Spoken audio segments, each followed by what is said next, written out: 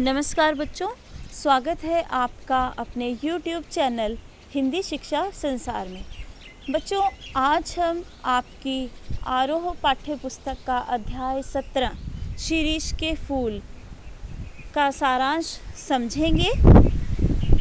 इसके सारांश को समझने से पहले आइए जानते हैं हजारी प्रसाद द्विवेदी जी के जीवन परिचय के बारे में।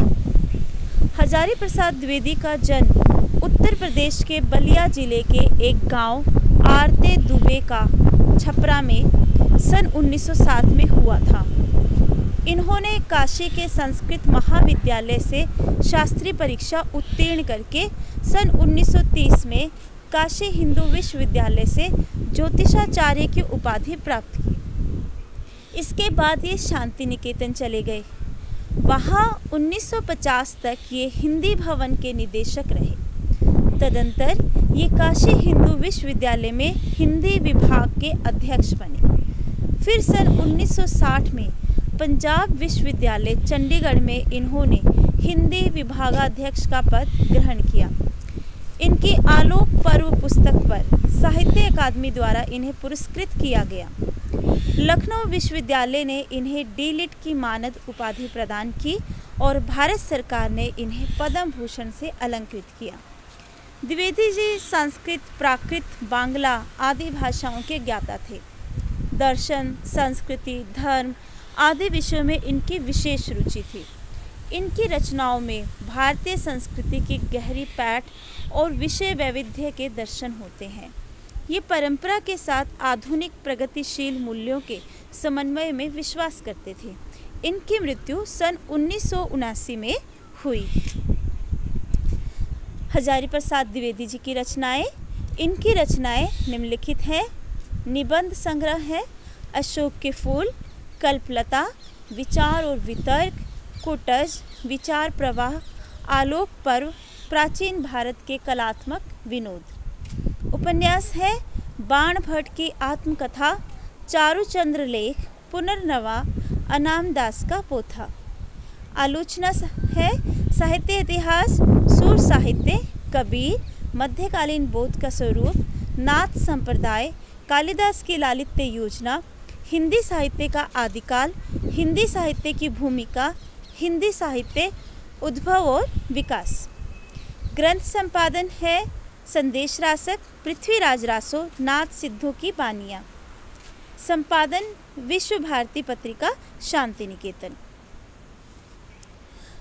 अब शिरीष के फूल पाठ को सार रूप में हम पढ़ते हैं। इसमें शिरीष के फूल के बारे में, उसकी विशेषता के बारे में, शिरीष के फल के बारे में और इस पेड़ के फूल और फल से जो हमें प्रेरणा मिलती है वो भी हजारी प्रसाद द्विवेदी जी ने देने की कोशिश की है।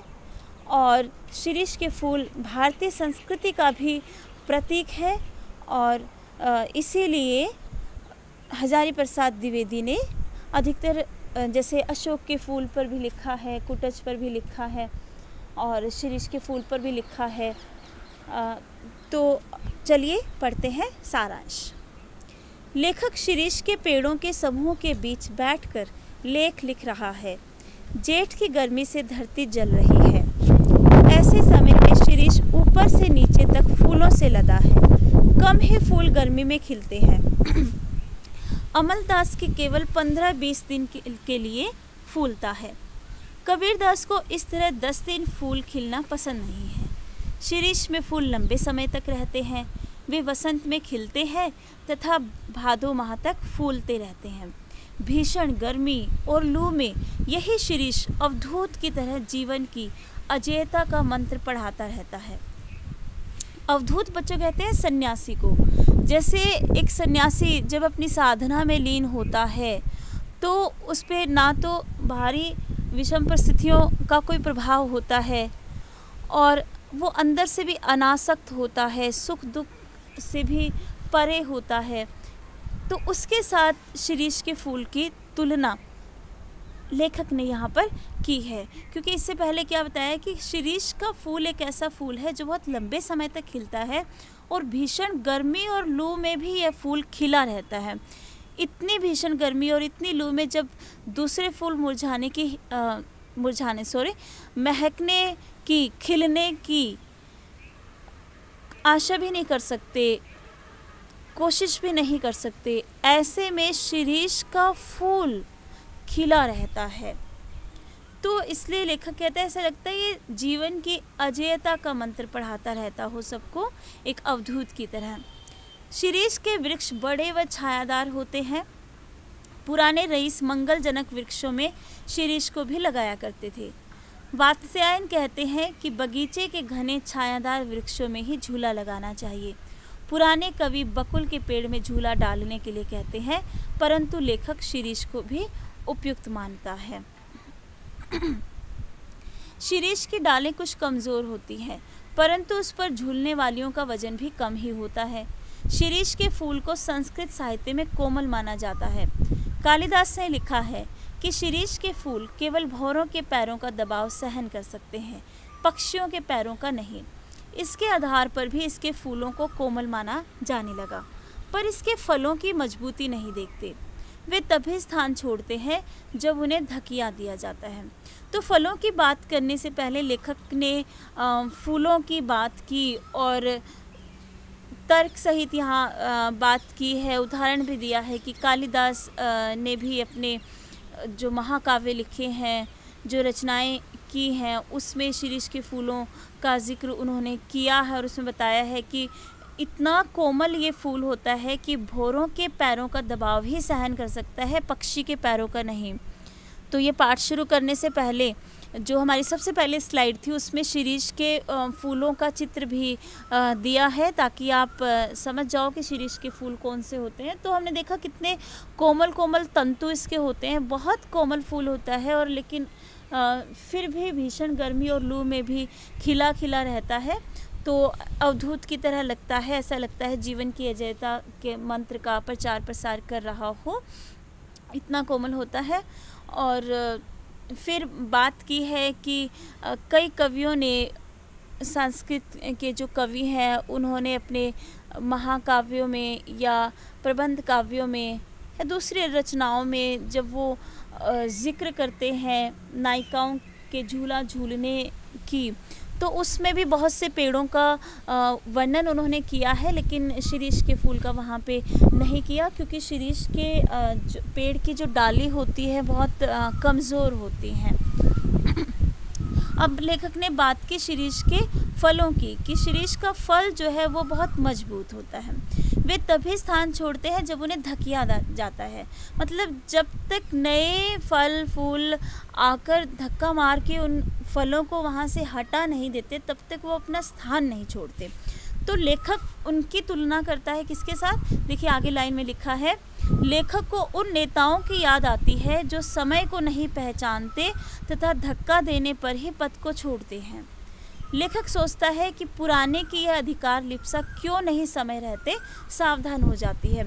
तो ऐसे नेताओं के साथ तुलना की है जो उम्र के बहुत ज़्यादा होने पर भी अपनी कुर्सी नहीं छोड़ना चाहते हैं, युवाओं को मौका नहीं देना चाहते हैं।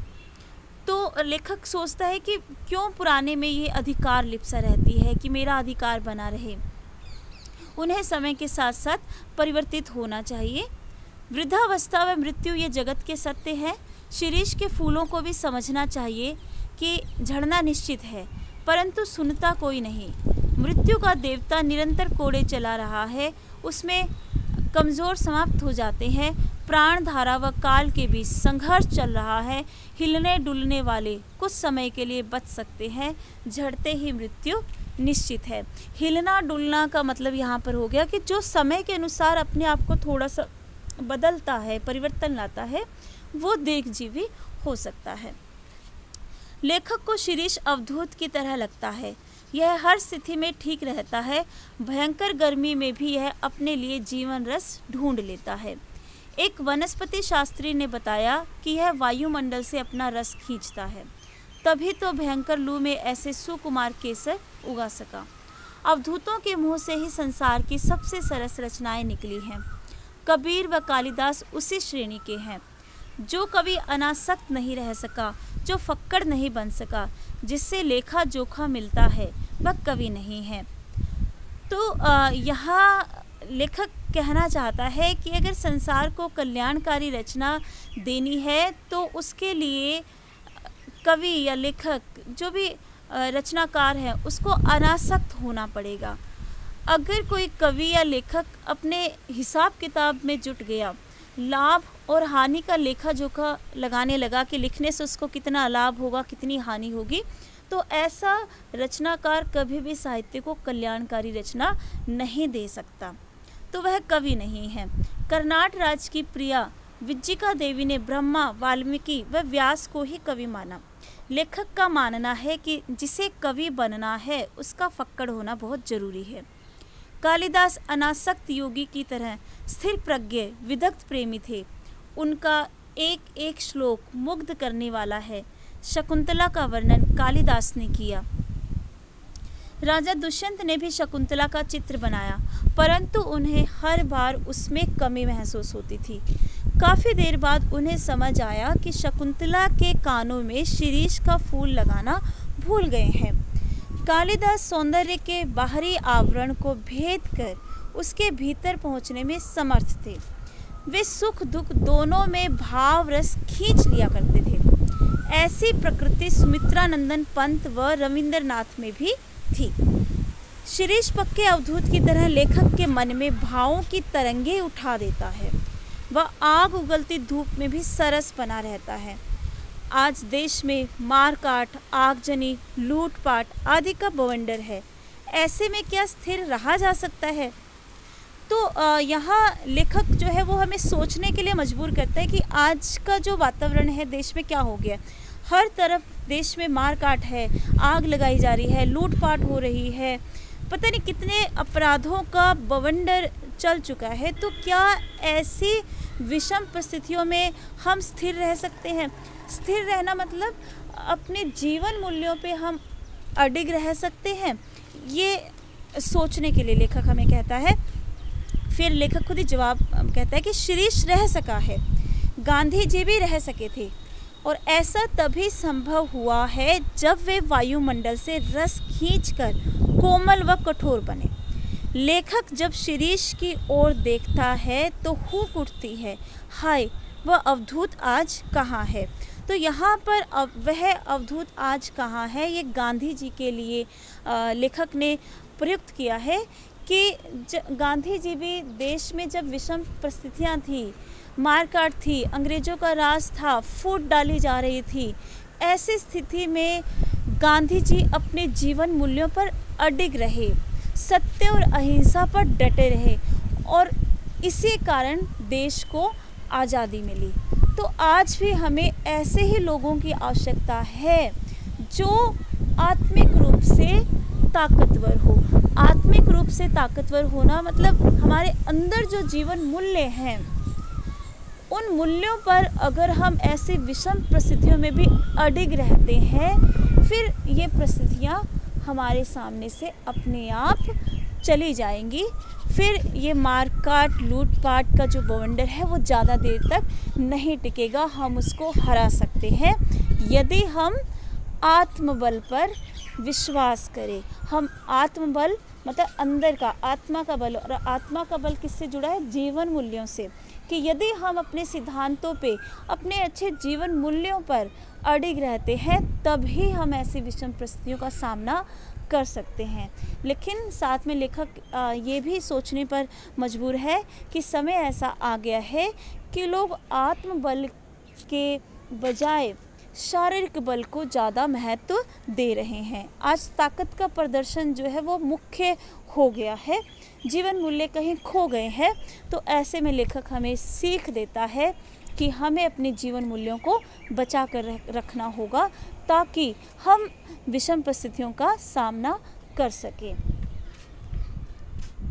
तो बच्चों ये सारांश था इसमें।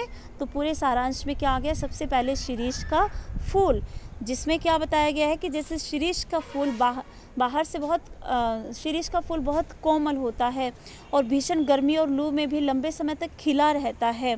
तो उससे हमें क्या सीख मिलती है कि हमें अपनी कोमलता को बचाए रखने के लिए बाहरी तौर पर कठोर होना पड़ेगा, तभी हम अपनी कोमलता को बचा सकते हैं।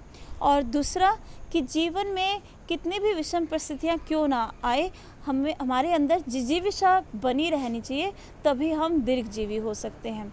दूसरा इसमें लिया शीरीष के फल को।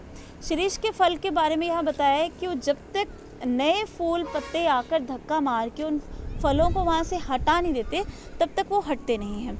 तो इसके माध्यम से लेखक बताना चाहता है कि समय के अनुसार परिवर्तन बहुत ज़रूरी है।